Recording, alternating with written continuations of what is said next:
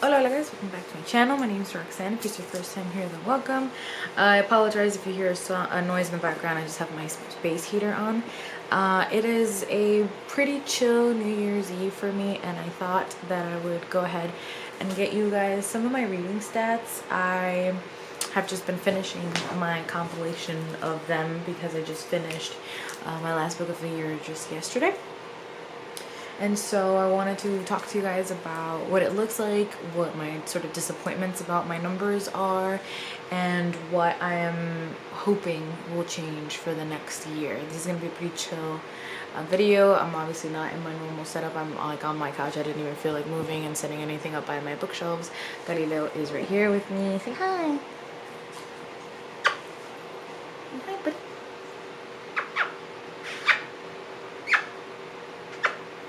He's obviously very happy. Okay, so total I read 60 books. I'm not really sure why. I think Goodreads says 61 or 62 depending on when I look at it for some reason.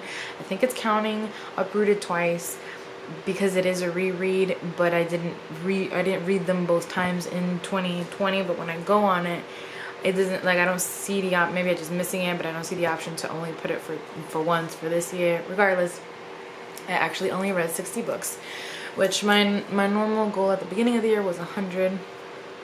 Because of how the year went, I lowered it to something like 25, and then I thought I was getting better, so I raised it back up to 50, and I ended up with 60. So I'm happy with the fact that I still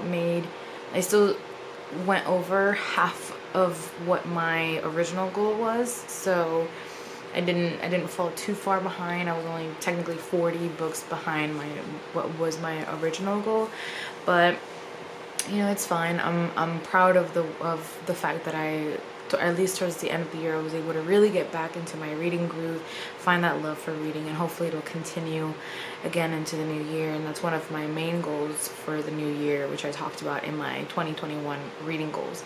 Of the 60 books that I read, 50 of them were written by female authors, which I am not mad about. I like to read mostly women. 8 of them were male, and 2 identify as non-binary that I could find in my research. Definitely have stated that they were. I would obviously love to increase that in some significant way into the next year. 27 of them were authors of color, so I'm almost to the halfway mark. I would have liked to actually surpass the halfway mark with authors of color, so that's something that I definitely want to do much better on in the next year. Of the 27, 18 of them were Latinx, 8 were Black non-Latinx. I think actually one identifies as both, so that number could change just like one by one. Only 1 was Asian, 0 indigenous, which is so upsetting. That's really upsetting. So I mean, 18 is not bad. 8 could be much better. 1 much better. 0 obviously an enormous improvement is warranted. 14 of them identify as part of the LGBT community.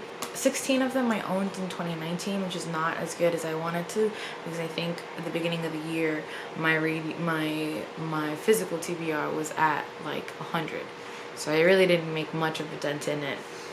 I read 12 new releases for 2020, which is not bad. It's probably about as much as I will read in the next year as well. The majority of my reading tends to be backlist, so let's see, genre-wise. Mystery, I read 11 mysteries, but mostly because I read so many of the cozy murder mysteries. That one of my goals for the next year is to read more serious mysteries. I read 10 graphic novels that I didn't further identify into a specific genre. So there were graphic novels that I could have put into fantasy or like nonfiction and fiction, I guess, but I didn't further categorize them. I just kept them as graphic novels. There were 10 fantasy books, which is not bad. It's more than I felt like I read. 9 nonfiction, 9 which were just general fiction, 7 romance, 1 sci-fi, 1 poetry, 1 horror, and 1 historical fiction. That's not a bad breakdown. I would like to read more nonfiction. I would like to read more fantasy, more serious mystery, and I mean maybe a couple more horror, but I'm not a huge fan of historical fiction. I don't read too much poetry. I don't read too much sci-fi, so that's fine. That's how it is. My average rating was a 4.05, and that's surprising. I thought it was going to be a little bit lower because I do have quite a few 3 stars in there, but it is what it is. I tend to be a pretty generous star rating giver. Of the age breakdown, 48 were adult, 9 were middle grade, and 3 were young adult. I don't tend to read much young adult anymore, so that makes sense. I would like to read more middle grade. I always love the middle grade books that I pick up, and so I would love to read more of them. And 6 of the 60 were rereads for me. I always have a few of those in there. I always reread Pride and Prejudice. I always try to reread at least one of my other favorite books of the year, or of life. So this year I reread Rebecca, but I tend to reread The Night Circus or Station 11. Like I said, I always reread Pride and Prejudice. There are a few rereads that I would like to do for the upcoming year. I would obviously like to reread Pride and Prejudice like I always do. I want to reread Assassin's Apprentice by Robin Hobb before I continue on with the series. I want to reread the Mistborn trilogy. I read the first 2 and got mostly through the 3rd one, but never finished it. And I actually don't even think I have the books anymore, so I would like to reacquire them and then reread them. I want to reread The Night Circus because I didn't read it this year. I would also like to reread at least Eliza Block Lamora. I've seen on Goodreads, I'm not sure if we will actually get it, that the 4th book in the Gentleman Bastard series is due to be released around October of this year. It is one of my favorite fantasy series of life, so hopefully we'll be able to get that this year.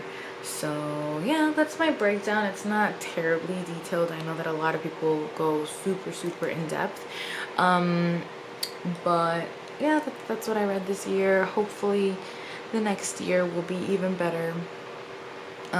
Hopefully you all have a great new year. You'll be seeing this after the new year has already begun. I don't know when this will be up, but thank you for, like I've been saying, sticking with me. Hopefully you'll be sticking around for the next year as well. Tell your friends about the channel if you think they like it. As always, thank you for watching and for listening. I love you all very much.